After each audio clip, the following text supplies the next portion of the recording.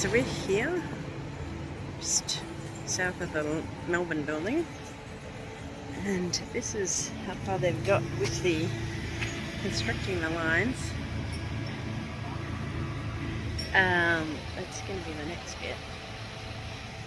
And they've changed the path here.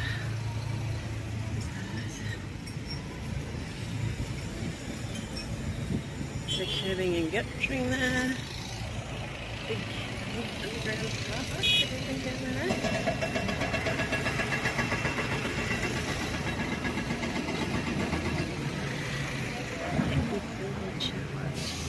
Yeah, so that's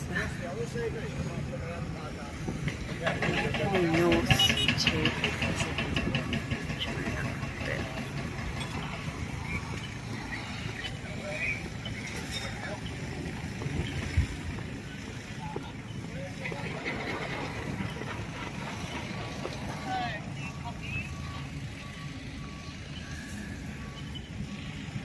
this used to be the car park.